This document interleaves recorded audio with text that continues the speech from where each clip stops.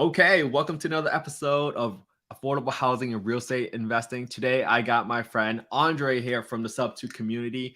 Andre is a real estate investor. He is also working a full-time job, but he has invested in both Airbnbs, affordable housing, and he's also getting into multifamily soon. So today, I'm really excited to bring Andre onto the show because he brings such a wealth of experience to us. And I'm so excited that he's on the show and to share his experience with all of the listeners here. Andre, welcome to the show. Tell us a little bit about yourself, man. Thank you, Kent. Appreciate it. I'm excited you invited me to be on. So, before I share a little bit about my story as it relates to investing, I would like to share like how I got here, what I went through, I guess, that made me take a different step, right? So, I started. I'm 32. I was 19 years old, right?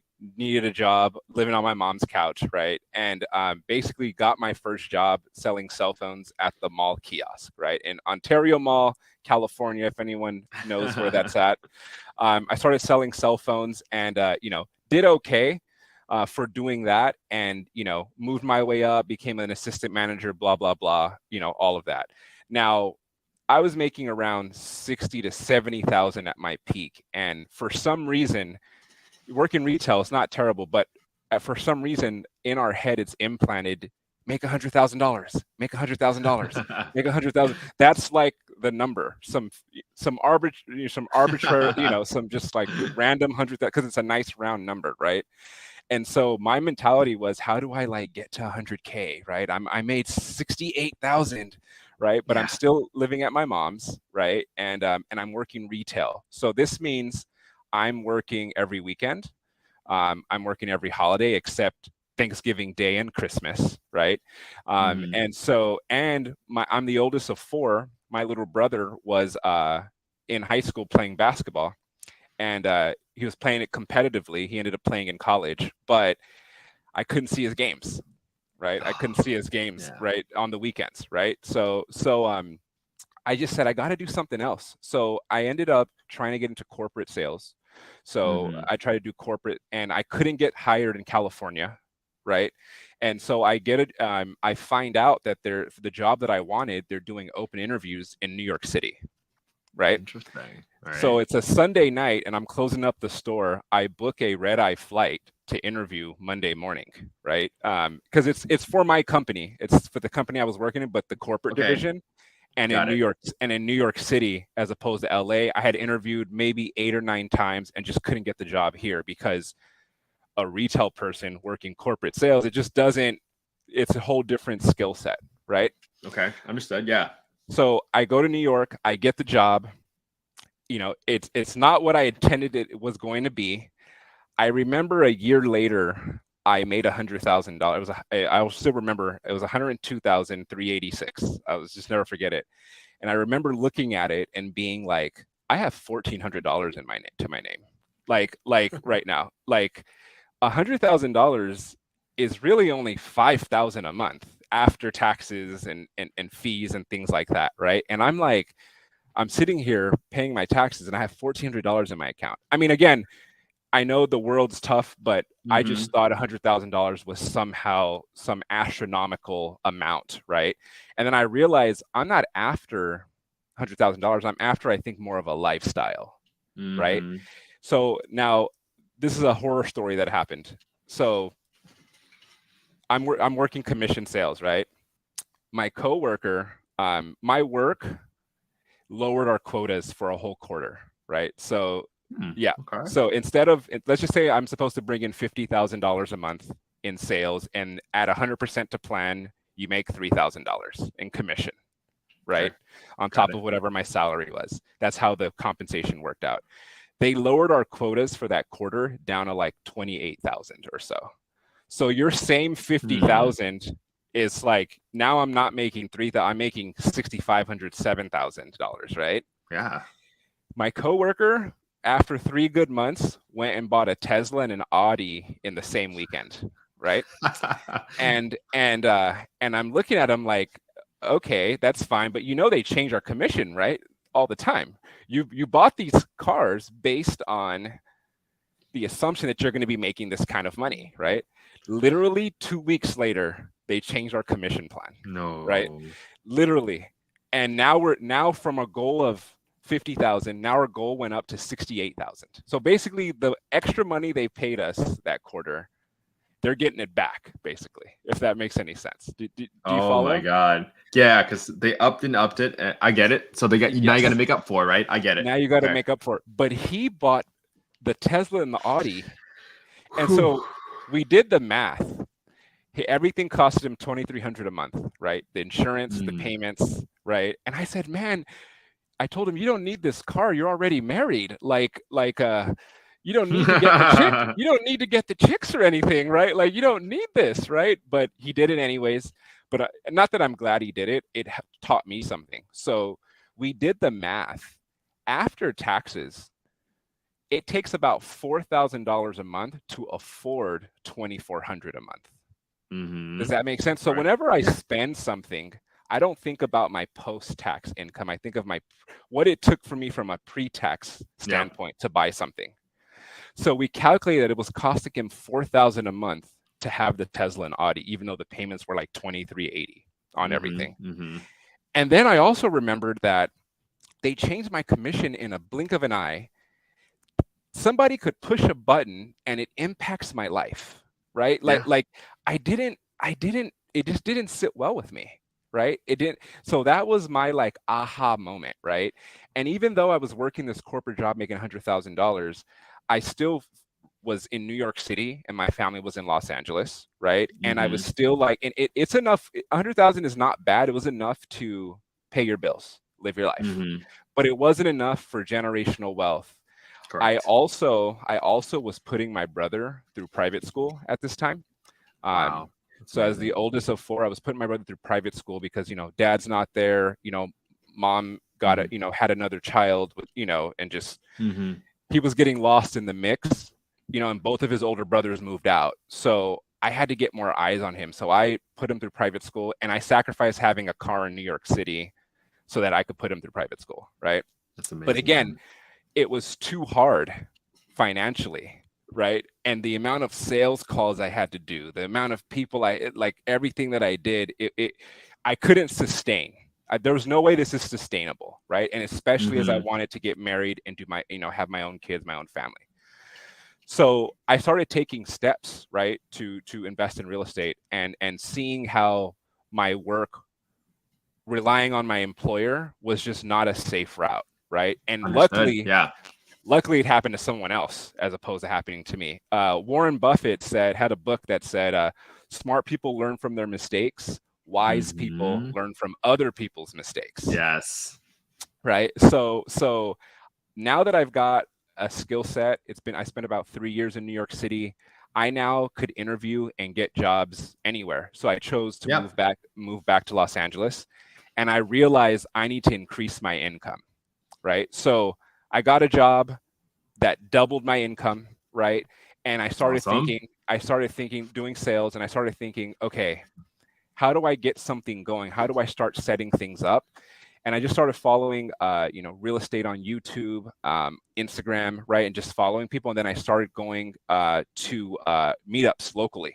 I went to networking events, seminars. There's a lot of free ones. So I was just getting into the mix there, right? So as my income is growing, my career is growing, I started taking those steps to network. And another thing that I always did was I always kept my expenses low. So even though I was making $100,000, doubling my income, I still had 3 roommates, right? So sharing bathroom. I also had like the ugliest car of my friends. And then I also had the cheapest phone. So I always had an Android cheap phone that cost $6 a month, right? If you finance it. And everyone would always tell me for years, oh my gosh, you don't pop up green or if you text someone, right? If you text someone and you're an Android user, it's like ill, you don't have an iPhone, right? So I got that a lot. This is my first iPhone. So the phone I was texting you, it's literally my first iPhone. But the point is I doubled my income and kept saving by having my expenses low. I didn't buy expensive cars. I always bought cheap cars, especially while you're building. It gave me that flexibility to try things. And then I got to, I also, books. I read Rich Dad, Poor Dad, which everyone Yep. reads, right? And then I read Grant Cardone's book where he talked about multifamilies. And I Mm-hmm. loved his idea because he's always like 16 units is the minimum. And I was like, I want to do 16 units, but I have $18,000. You're like, how do I do it? How do I do that, right? So then I got a book called How to Invest in Real Estate Out of State, and I started understanding, Mm-hmm. how to, it really came. The most critical part was selecting the property management company, right? They're your hands on, Yep. they're the hands and feet on the Correct. ground. And then that was, that's where I got into contract on a property in Cleveland, Ohio. I still remembered 8505 Jeffries Avenue. Mm-hmm. It was 80,000 for a duplex turnkey, but I had $18,000 on me, and then like everything was going to cost like 15K or so. So that would have Hmm. left me $3,000 or so, and I backed out. I was just too scared. I just was too scared. Yeah. This is 2019. Ever since then, I check on that property at least once a month to see how it's doing. 8505 Jeffries Avenue. Now, my focus was the 1% rule, right? So if it's Got it. $80,000 home, it's got Mm-hmm. to rent for at least $800 a month to be in my buy box, right? Each side of the duplex rented for $600 each, so it was $1,200 a month for an $80,000 home, right? That works. But again, now I didn't do it, and I check it every year. Now the rents are $800, right, on each side, And how much is and the home worth now? exactly, it's got to be worth more. It says it was worth only 95,000 from Okay. 80,000, but that's still That still works. it's still equity, right? Still equity in 18 months, right? That's 15,000, right? Yep. That in 18 months, right? And then not only that, each side on Section 8 now would rent for 900 each, right? Oh So wow, that's great. mortgage payment on that spot was 515. I went all the way to the end where they give you your mortgage, and just backed Mm-hmm. out, right? So on 515 a month, you could generate $1,200, right? That's so cool. So let me Yeah, pause you right there, right? So you went through this whole entire history. You had your why. You're trying to provide for your family. You took action, right? You got educated. You started building out your team, and you got to your first deal. And this was in Cleveland, and it actually met this 1% rule. Which for some folks that don't know what that rule is, it just basically means like you want your monthly rent to be at least 1% of your purchase price. Now you backed out of that deal. Have now that you are reflecting back on it, and if you were to give advice to somebody else that's starting about it, right? Like, what would you have done differently? Would you have talked to somebody else and get some advice? Because I understand how scary it is signing your first deal. I tell people all the yeah, time when I did my first deal, I was nauseous. I was getting ready to throw up that night when I signed the offer. I gave a yeah, really low offer and they wouldn't accept it. So, yeah. what would you do differently? What do you think would have gotten you over that hump? Okay, I think what would have gotten me over the hump is, to me, because I'm like a provider and help for my family, not having a lot of money and only Hmm. having like $3,000 to pay. I still got rent and food. I think having more money in the bank certainly would have made me pull the trigger.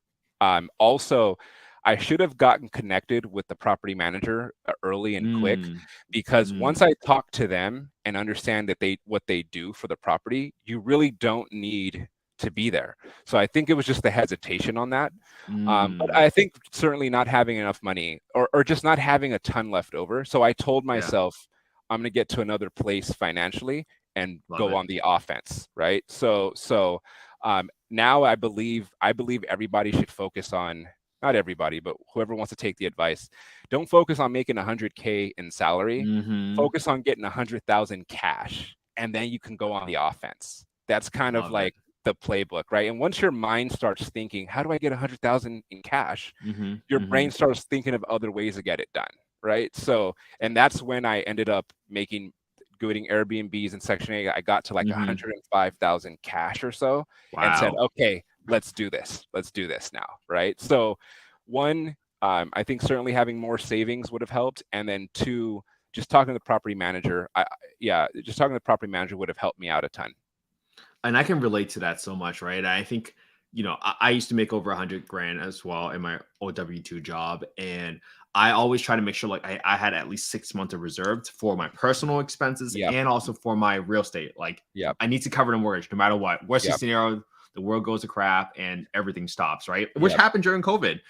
That's why I'm trying to make sure I have 6 months of reserves for each property right now. I think everybody that's listening to this needs to figure out what that number is for you to feel Yep. comfortable. Like, hey, how much time do I need to pivot if something really goes wrong, right? Yep. So for some people, they might say like, I'm really clever. I think I can come up with a strategy in 3 months. So maybe you could be okay with 3 Yep. months strategy, right? But 6 months might be more suited for somebody else.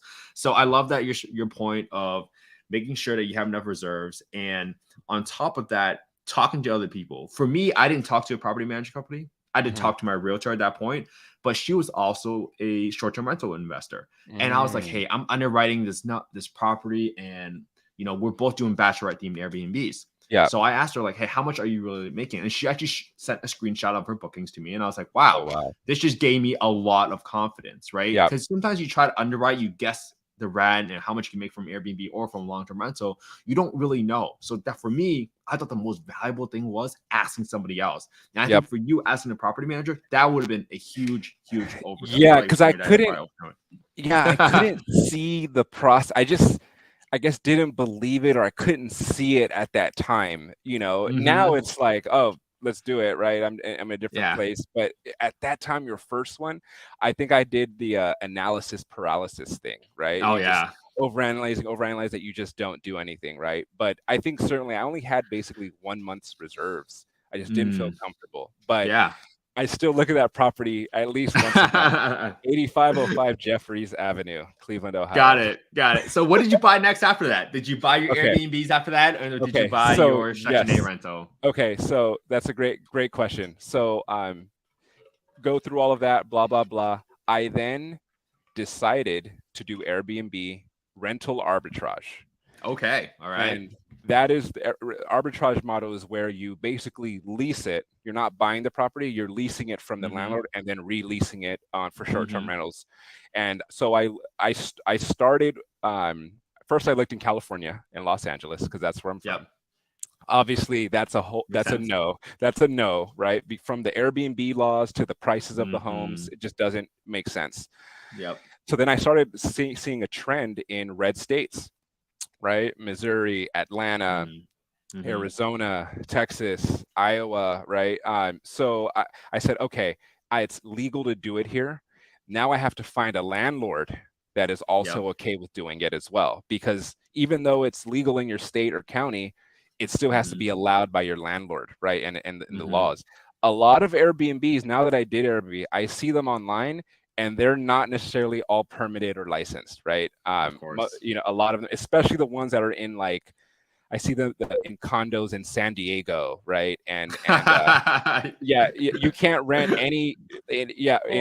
San Diego was one of my target markets because it's like LA, but just a little bit cheaper, right? So I found tons of 1-unit studio in like nice places, but the landlords wouldn't allow it. So got it. Went somewhere where it was legal. Then, because I'm still working my full-time job, I didn't want to furnish it. So I looked for furnished rentals already, right? Got it. So that I could just step in on a furnished rental, put my little marketing spiel on Airbnb, and then, go from there. So that's what I did. Found furnished rentals and found a landlord that was okay with it, and furnished. So it was turnkey. And then, and I started, right? It was just my first. How did you pick that market? How did you pick that market? So was it just... it was honestly, I honestly would have went anywhere. I know I should have used analytics and things like that, but I said, this is not going to cost me a ton. Let me just try it. I did use is it Airbnb DNA? AirDNA, that's what some people use too. Okay, got it. So I did use that. It didn't give me the numbers I necessarily wanted, but I said, you know what? I passed out on a property before, right? And now the property's killing it, right? And so me saying no because I'm overanalyzing is just not a good deal. Let me at least try this. And so and it was low cost to start. So to do Airbnb arbitrage, it's just first and last month, right? So I think one place that I got in Iowa was like $1,300 a month. And then so first and last month was $2,600 and it's already furnished. And then the other one was like, it was more luxury. So that one was like $2,300 a month. Okay, So got it. first and last month. So it basically cost me around 4,000 to get started with the Atlanta ones, and then like 2,600 to get started with the Iowa ones. Got it. And I just gave it a shot. I also didn't tell you this. When I was in New York, I had a 3-bedroom apartment and I Airbnb'd one of the rooms in there. So I already had it. Just to like make my rent, right? I Airbnb'd. So I had some experience with Airbnb already. I knew that I could kill it and I was already a super host. So I just knew how to work the algorithm, and things like that. So that's why I said, let me just give this a shot. Remember, I have $100,000 in the bank now, right? Yeah. So it's like, let me just try this business model. It's costs only $4,000 to start per unit, right? So that was why I decided to do it. Now, okay, got it. Do you have any questions before I tell you about the experience? No, tell us a little about experience. Just tell us, like, in the beginning, how did it go, right? Because we hear about rental arbitrage a lot, and that's what a lot of people on Instagram and these gurus kind of teach nowadays, right? It just being sold as like, hey, it's super easy to kind of get in, just make money, which it's not the case. You got to do work, right? Yes. So tell us a little bit about your experience with the first couple ones. So I had to Amazon supplies over there, right? And then like it got delivered to the wrong place, right? Now, what could go wrong goes wrong. On my first guest, the automatic lock battery went out at Saturday at 2 a.m. Oh my God, the best time. On my first guest. And so I was hoping my first review wasn't like negative, right? So luckily we got that resolved. But basically I had a property management company that I was paying 20% for. And so they they handled most of it, but again, they're charging 20%, right? And so even though I wasn't managing it, I was CC'd on all the notifications, like on the Airbnb app. You can have, I think, 4 hosts, right? And so they handled it, but I saw it all, right? So I saw tenants this, blah, blah, blah. I saw what they were doing, how they handled the reservations and everything. I got to see what they did, but I wasn't cash flowing. There just wasn't enough skin on the bone. So I was around minus $300 or $400 a month on each property. On each part. So you had 1 in Iowa and was it 2 in Atlanta? So I ended up having 4 total, but it was 2 to start, and then I got the other 2 within the next like 3 months. By the time they were negative, all negative. And I'm like, wow, this is not what they talk about, right? On TikTok or whatever. So I'm like minus 300, minus 400 or so. And I realized, you know what? The biggest expense I have is property management. I'm paying 20%, right? It's just, if I minus the property management, I could see that I would make money, but who's going to manage it, right? So I decided, let me just try managing, since I saw everything they did. I then got some automation software, hospitable.com, that does all your does the auto stuff. What really bugged me is when people would ask stuff like, how do I lower the air? Or, like I love get an early check-in. At the last minute, right? Everything worked great when no one messaged me or called me, or when everything was handled. But I would say maybe 8 out of 10 needed something extra, and maybe 2 out of 10 I just would never hear from them, and they had a great stay, right? Those were my favorite. I just didn't, because you got to understand, I'm dealing with my 9 to 5, and people are checking in early. Also, it's in Atlanta and I'm in Los Angeles, so it's 3 hours ahead. So my phone is going off at 4 or 5 a.m. sometimes, right? So basically, removing property management, the amount of work I was doing, I was then making about $300 to $400 a month. Got it. Per unit. But that's a lot of time. But exactly. But understand that, that sounds nice, 1,200, 1,600 or so for the 4, but the amount of time, the amount of sleep I lost, the amount of just worry I had, right? Like it'd be Friday night and like I would be scared to like go out to the club or the bar or something. I know what you mean. because I've got a 3-week person staying, right, for tomorrow, and like I need to make sure it goes very well, right? So it was actually like impacting my life, right? And then the time I spent doing that, I could make that money applying Mm-hmm. myself more to my job, right? So Yeah. yeah, I decided, the tough decision of, I Mm-hmm. figured it out. If I was to do Airbnb again, I learned that I want to do a single family home with like a Mm-hmm. pool, Mm-hmm. in like an Arizona or like a Las Vegas or like a, Atlanta, right? Like those are like the markets I would say I would want to do that in. Yep. Um, and I would want to buy the house so that my income, so that the payment was less, because if I bought the condo that I did the Airbnb in, Mm-hmm.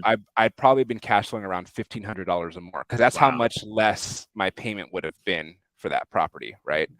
Had I bought it. So the numbers just work better when you buy it as opposed to arbitrage. Mm-hmm. And so, yeah, that was my experience. So yes, I ended up becoming profitable, but it just wasn't worth my time. I needed to focus on Yep. passive cash, right? I didn't sign No. up to have another job. No, I love that. And I love that you're talking about it because people need to understand the reality of the situation, right? You are signing up for another business. It's not like this is like get rich quick scheme, right? No. Sometimes people always think about like, hey, I should start day trading. I should start rental arbitrage. That's like I've seen all these people make money so fast. You got to do work and you got to pick the right markets and you got to go Yep. after the right clients. So you and I also need to talk about Arizona because that's where I'm investing in right now. So Oh, let's wow. let's Oh, talk wow. more about that after this conversation, and I can definitely share with you like what we do, and we have like two properties that, Yeah. like you said, single family home with a pool and stuff like that. And I um love the house you have. You're creating an experience. You got to create an Absolutely. experience as opposed to just having some like Motel 6 type of apartment condo that I like, kind of, that I did, right? Like it was more of a budget friendly type of Airbnb.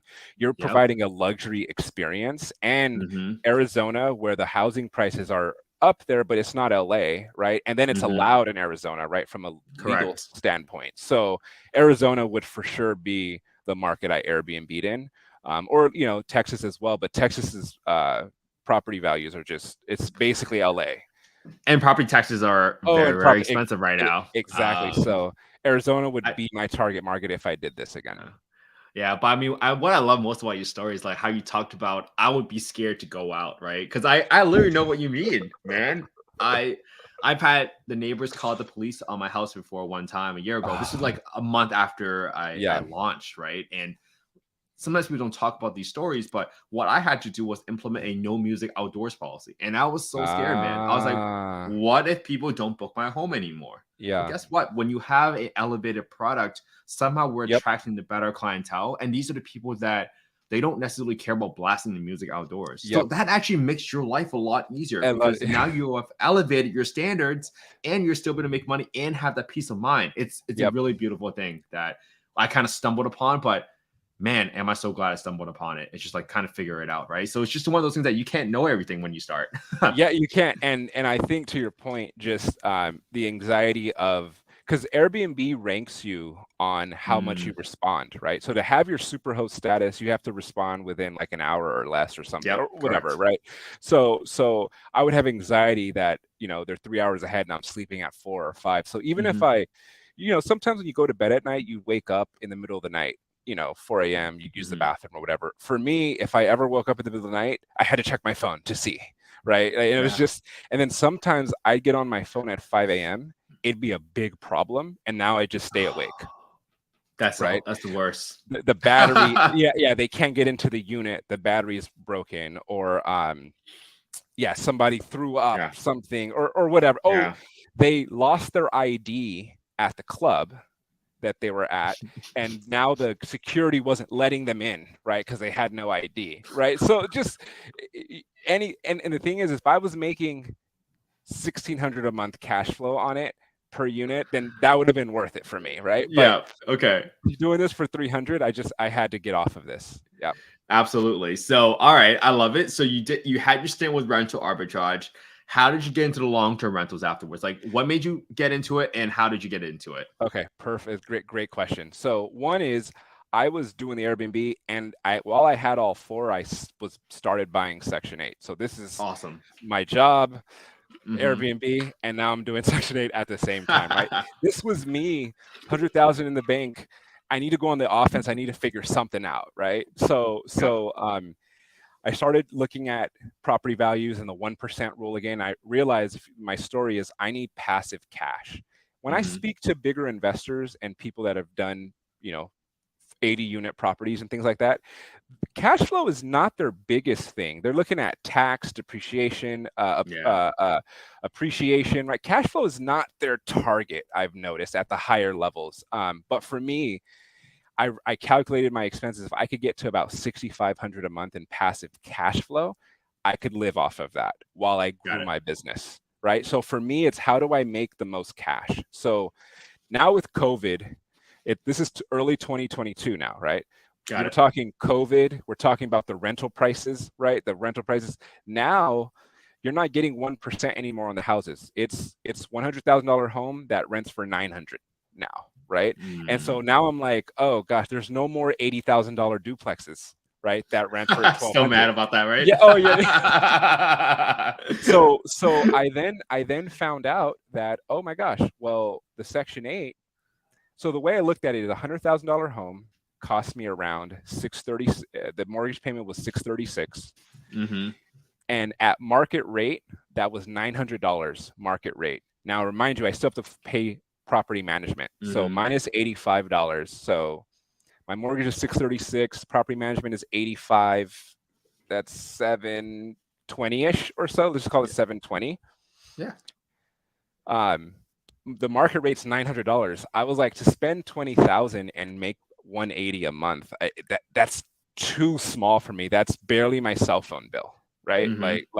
So I was like, how can I get more rent, right? I'll spend $20,000 if I got maybe $500 a month, right? Like that made more sense because annualized, that's $6,000, and I put in $20,000, so that means that's a 33% return or so, right? Not bad.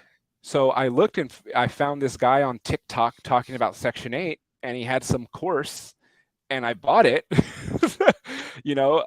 and realized, oh my gosh, so this $100,000 home can net me $1,200 a month. Now that it's above 1%, and that works. Then I was scared about renting to Section 8 tenants because I've only heard horror stories, right? So I realized after doing the course and doing the experience that Section 8 renters are actually nicer than normal tenants.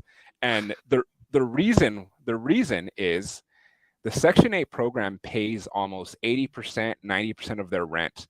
Section 8 is under a different eviction guideline than the state's guidelines. So if you need to evict, you can evict it's like a different process basically. So I wasn't, I didn't have to care about the state's laws, right?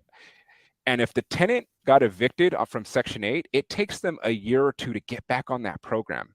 So you don't think they would be incentivized, right? They're paying $100 a month for a nice home, turnkey, 3-bedroom. Why would they mess that up, right? So, and that was the case. I just stayed away. I do thorough tenant screening, and I thought getting good tenants was going to be the hardest part of it. I was scared of getting this home to do Section 8 because, there's not enough Section 8 renters. Oh gosh, my phone, as soon as I post a property, I get 30 applications in the first day. Like that's actually the easiest part of it. And then I just have a thorough tenant screening. I do no felonies, no court cases. And then I look at, I don't look at credit and income as much, even though you should. But again, you can create your own, strategy. Tenant screening. Yep. The reason that I don't look at income as that much is because they're paying $100 a month, right? For their whole rent, and even Section 8 even pays for the utilities as well. So they give them a portion for the housing and then a portion for the utilities as well. So to me, the most important thing was convictions, no felonies, and then I also looked at if they moved a lot. So somebody that's moving a lot is a red flag, and then I would ask them why they moved. So, for example, I had someone that said, oh, I was living here, then I moved in with my boyfriend. I was then a victim was a victim of domestic abuse. So then I moved out, right? And when we moved out, I just got this place really quick because I needed somewhere. And now me and my kids are looking for something. And I was like, okay, that fits. That fits. And then also it tugs at my heartstrings, right? Like, you know, a woman that's a victim of domestic abuse. Yeah. I have a tendency to want to overhelp or like believe I can fix everything or, so I had to learn actually to not fall for every sob story. And I want to be respectful, but I don't call them sob stories, but all these people reach out to you, and especially if you don't like approve them, you only have one house and I'm getting 30 or 40 applications, right? I've got to pick one. And, you know, people tell me some terrible things and it really like impacts me. So for example, someone was like, oh, I just got out of the hospital. Me and my kids are homeless. And I got out of the hospital because I got my leg amputated. Can you please give us this house? Right. And like, and it's not that I'm, I obviously can't make a decision based on personal preferences, but I just look at the felonies, the convictions, and I just follow that. But seeing how many people need housing, getting a tenant is the easiest part of this whole thing. And I love that you're pointing that out, because that is the number one fear, right? When you set up property, like, what if it doesn't get rented? So when you posted and listed your property for rent, right? Did you say like, hey, I will accept voucher holders, or you just put it up and people just applied? How did that process work? It's a great question. So you have to find out your city, your county, what do they use? Some use a certain system. So luckily, St. Louis's, where I got my properties are in St. Louis. They use a website called affordablehousing.com. It is typically the leading Section 8 platform. Normally the big metropolitans all use that, but depending on where you're at, you got to find out what they use. So once I love having everything online, automated. When they DM me on there, I have an auto response to send them to the tenant screening, right, to submit their application and put an auto response. So yeah, luckily I love them. That's the easiest part, is marketing the property. I thought, like, when I did the Section 8 course, I guess the information is a little bit older, but like some people are putting their properties on Facebook Marketplace and all that. And to me, because I already worked this job and I had Airbnb going, the idea of like having to do all this work to get another tenant was just really scary. But luckily I did it. And something that worked out well was posting on that website, because it does it all for you, essentially. Love it. That's a great little tip for everyone to kind of follow. I use affordablehousing.com to actually estimate and use a market rate estimator actually to determine like whether or not, hey, this might be the ceiling of what the government will pay, but you also have to check what the market rate looks like, because the Section 8 program isn't going to be responsible for overinflating rent prices. They don't want to be having that reputation, right? So I love it. So let's talk about, you listed it. How about your tenant screening process? You talked about felonies, convictions, a little bit of credit, a little bit of income. But what else do you do? Do you ask them specific questions about their moving history? Obviously, there are a lot of housing laws, right, that you got to be really, really careful about, so it's not discriminatory. But what else do you do? Because I've heard of people saying like, hey, I'm going to go to their house right now and see what the condition of their house is. Oh, gosh. Right before we do that as well. Yes. You do that, right? I do that as well. That is so good. Okay. Yeah. So you definitely want to check yes. So I send my property management company. You got to vet them. And I have them do a video, a quick 1-minute iPhone video, right? Of what's going on. So yes, you definitely want to see their current place. I forgot that is one of them as part of the tenant screening. I also get them approved. I don't send everybody to see the house. Right. They need to be qualified tenant already. So I get them to run, their credit history and all that, and do the whole application before we even see the house. A lot of people just want to see the house, and there's just no way with over a week I'm getting 100. I mean, I'm not going to let all 100. There's just no way. So I let the qualified tenants move forward. And then you can't send your property management company to every 100 applicants' house, right? They're going to hate you. Exactly. But luckily, that property management company is a one-stop shop, so they do that for me. I forgot to mention, there's key things that I look for when I select a property management company because of my experience with Airbnb. So a couple things I look for is, do they utilize software technology, right, for their management? Because there actually are some mom and pop property management companies online that are still using paper, right? So I wanted, it's the most frustrating thing because I work in technology, right? So when I, if you're not utilizing technology, I get bothered. But so that's number one. Number two is you got to ask if they handle evictions. Not every property management company handles evictions. And Great then point. the last one is, do they have contacts with? Are they familiar with Section 8? Most property management companies are not. Number two is, and then the fourth one is, are they a one-stop shop for all your like real estate needs? So for example, if the plumbing goes out, are they going to get the plumber out? If the roof has an issue, are they going to send a roofer? I don't have the time to spend to find the roofer, the plumber, the sewer guy, I don't know, the tree is overgrown, and like that's what I hope they have, those contacts, right? So and if they have all that, then I would consider them a good property management company to use or start with. Yeah, and I think that's so important for you to kind of like, these are such basic questions.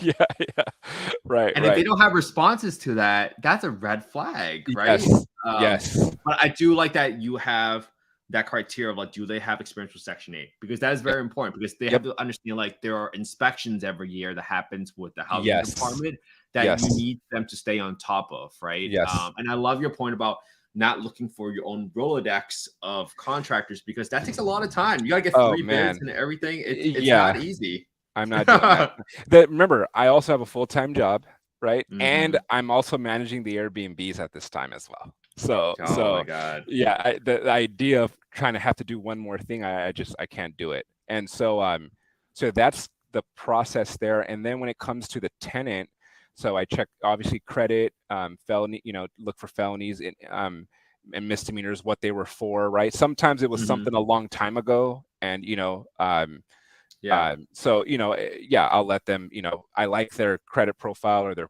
income profile. It's like, okay, if it's not perfect, Yeah.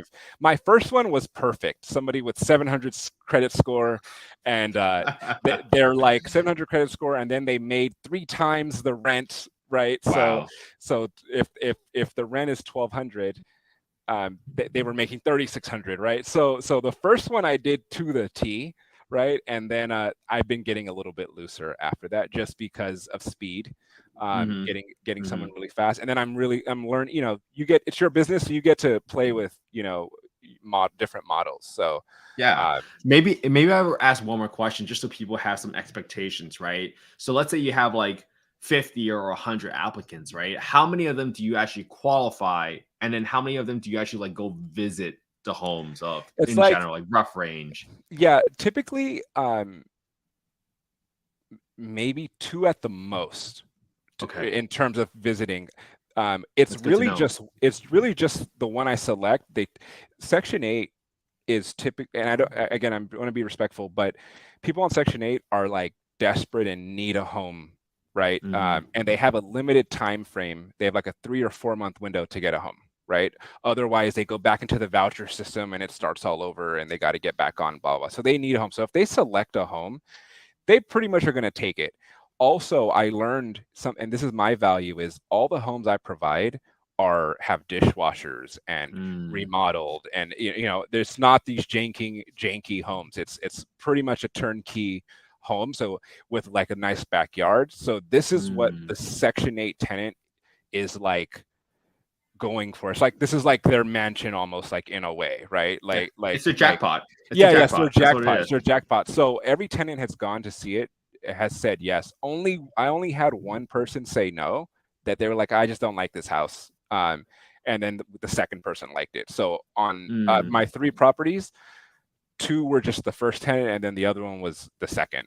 And it's because Got I it. do a whole vetting process. And typically, if the tenant does the whole process, lets you come see their house, they're pretty committed to moving forward with you, right? I think one of the houses that I bought didn't have a central air. We had heaters in there. We had like the wall heaters. It just didn't have central air, so I didn't know that even. I didn't even know that when I bought the house. But they didn't want that. And so, but I had to add the heating to pass the Section 8 inspection. So Got it. Oh, that makes perfect sense. The inspection. We didn't talk about passing the inspection. Yeah, let's talk about it, man. Oh gosh. So I've created.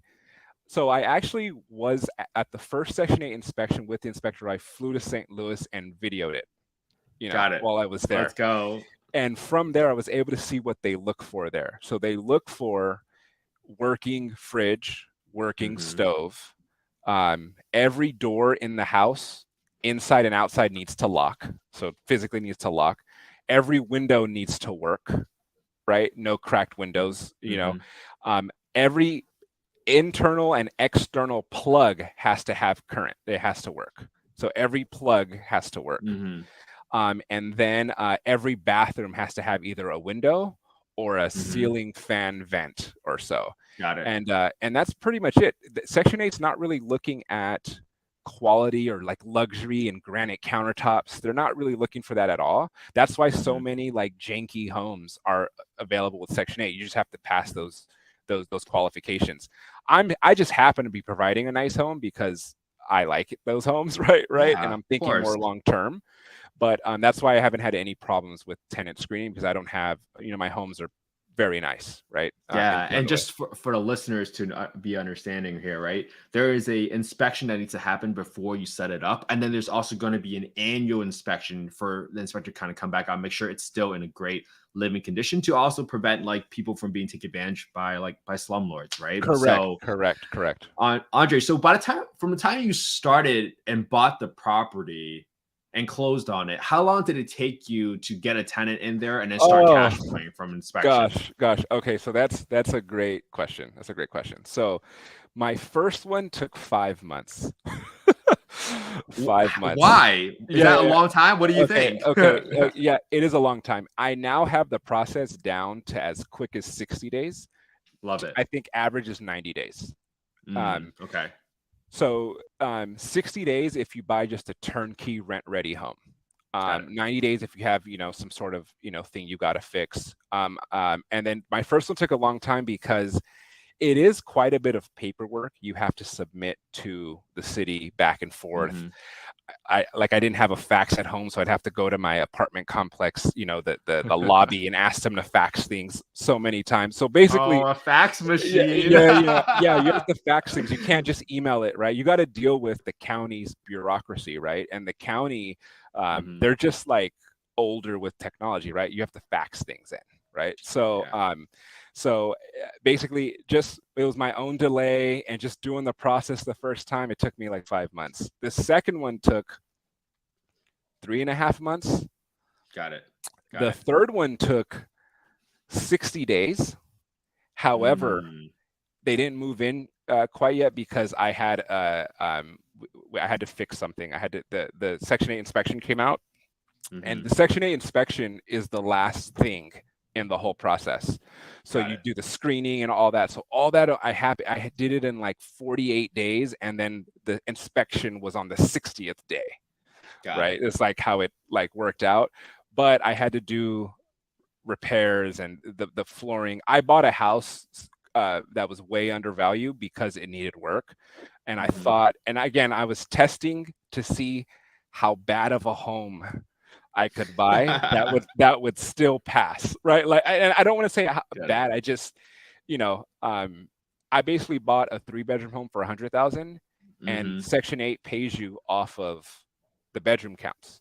Yeah, correct. So then I bought a 4-bedroom home for $88,000, right? Oh. So it's like less money and it's more rent, right? Okay. But it did need some work, so it took me a longer time on there. But at least I got through the process very quickly, and I could see that this would take around 60 days now, as quick as possible. Typically around 90 days would be the timeline. Got it. And I think for people listening, it's like, make sure you have maybe 5 months of reserves to make your payments, because you never know how long this process might take, right? You never know. You fail the first inspection, and for some reason the inspector missed something during the first inspection, get a second inspection. You never know. Yep, right? yep, so on my first two properties, my first one I passed the first time. Second one, I failed the first one. I failed it because I didn't have air conditioning or heating units I in there. see. So we Mm-hmm. added the heating units, then they came back past me. And then the third Mm-hmm. one, because it needed more work, like I got called out. And then I also got a tough inspector that, like, for Ooh. example, the microwave didn't have uh the numbers on it. You know how like 400, 425, 450. Oh, Basically, it was like so used that it wore away. I was called out for that. Basically, I need a new knob wow. on the mic. I'm like, Okay. oh gosh, this is gonna take forever. But and it, we put a new knob on there, right? We put a new knob. So But then you had to get it uh, rescheduled, right? So that's what takes the then I had most to do a time. reschedule. Exactly. Then he got COVID, right? Oh, are you freezing? Oh, hold on. Hello? I just froze a little bit. I'm sorry. I can still hear you. There we go. You can still hear me? Okay, perfect. But yeah, so then he got COVID, right? Then the property management accidentally scheduled the wrong so they weren't there when they showed up. So it just what could go wrong will go wrong, right? And you just got to be Hmm. like ready and ready to tackle it all. Now, yeah.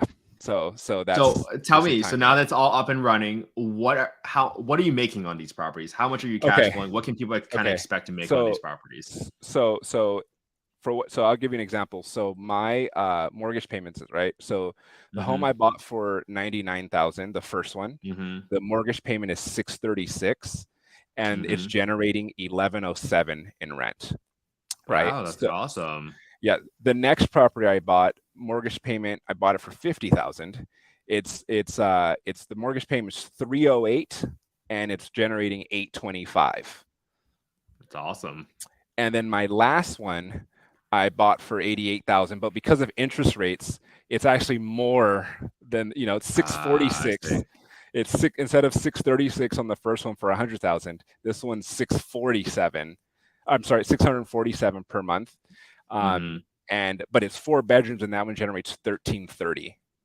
Wow, that's a good deal though. So basically, like in the 400 to 500 range is like what I'm averaging. It comes out to I think 1560 in terms of cash flow, and I feel Mm-hmm. like a lot of work that went into it, right? And I'm basically a quarter of the way to getting to my 6,000 or 6,500 a month passive cash flow, where I could like leave and focus on this full time. So, and Yeah. I'm trying to even get higher returns by looking at multifamily. And that's when I got introduced Mm-hmm. to you in the sub two Got it. membership, right? Just trying to Yeah. get my first multifamily, or just continue doing these Section 8. So No, that's awesome, man. I'm congratulations on like your journey, man. Like you yeah, have learned so much and you have finally figured it out. And I hope people really listen to your story are inspired. Like, hey, you don't need to know everything. You have yeah, just learned from Andre's story that you could yeah, just get started, learn something. It doesn't matter whether or not you're successful in the beginning. Like all the successful people I've known, they yep, have either failed at some point and have learned from it and they yep, continue moving forward. And I think now that I had this conversation with you, Andre, it's like I would feel way more comfortable investing with you because yep, I'd rather work with someone that has gone through issues and yeah. like How to like the rainbow and unicorn story. Like you gotta work with people that have grit, and I don't you Yep, can't teach grit in school.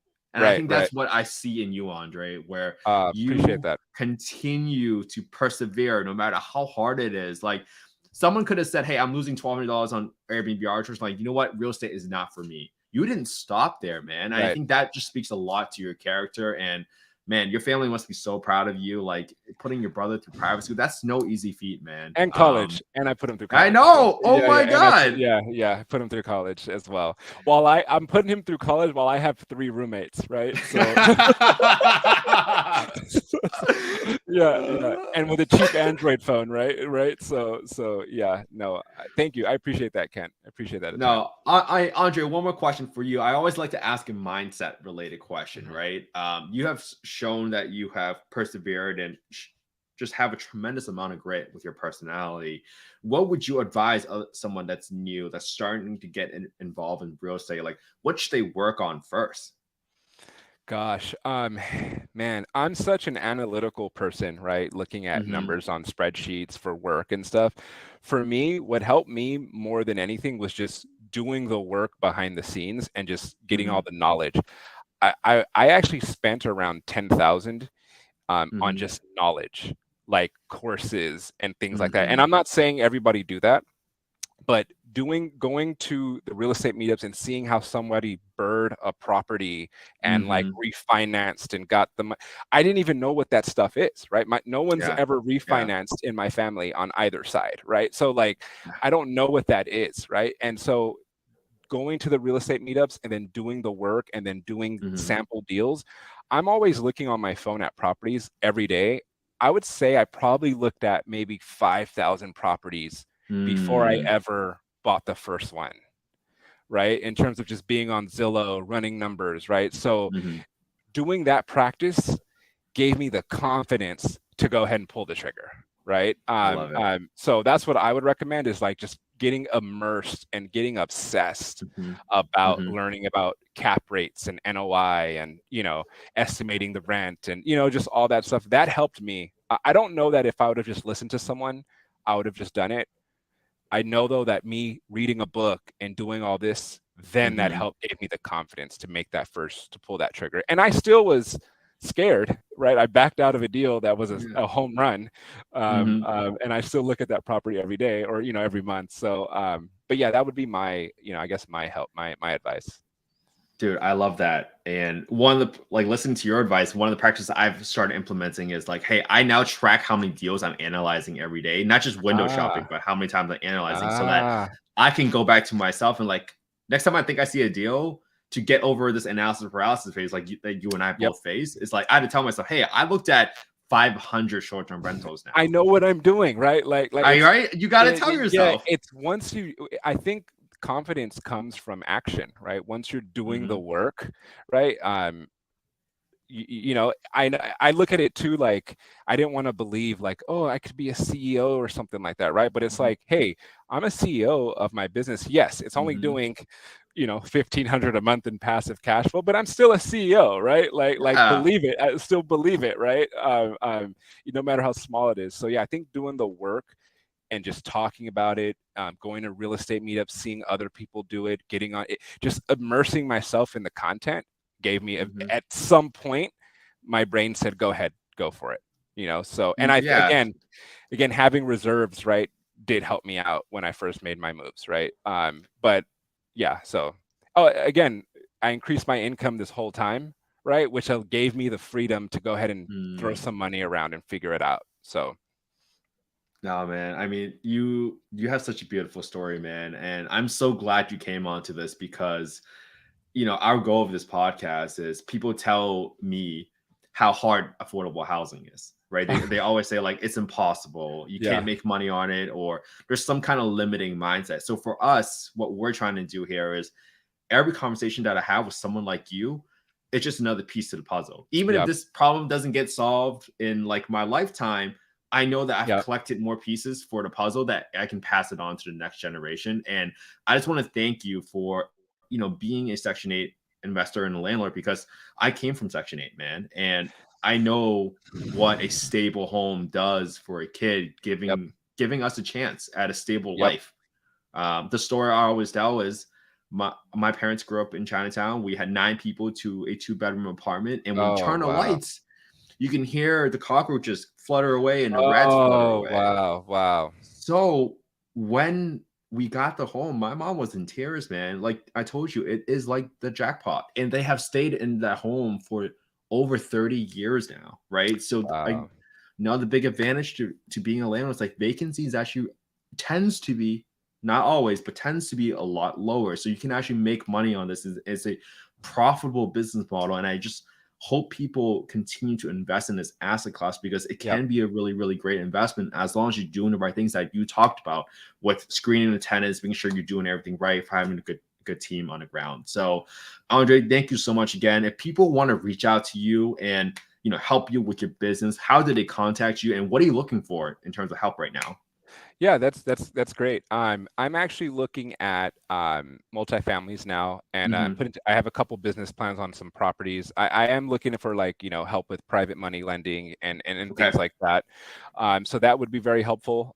My right now you can find me on Facebook because of the sub 2 membership, Andre Calloway-Cazares, right? I don't know if you Okay. can put that on there. I will be on Instagram soon. I'm not, because I'm still, in my playoff. I'm in the playoffs of my life right now, and it's about I love time to it. lock in, right? So that's the analogy I use. But yeah, you can find me on Facebook and definitely reach out. I'm open to partnering, things like that. And just to recap, like what you said about this asset class. I like this asset class because I'm getting the same returns as a big investor, right? However, it's easier access for us at this price point, right? They're not looking at this price point. I can't get this return on an $80,000 home, or you would think, but you can, right? Also, last thing that I want to leave this is, growing up, definitely both my families on both sides, welfare, WIC, right? Government housing. I remember when now it's a debit card, but like food stamps, it was actually like a packet of that we would use, right?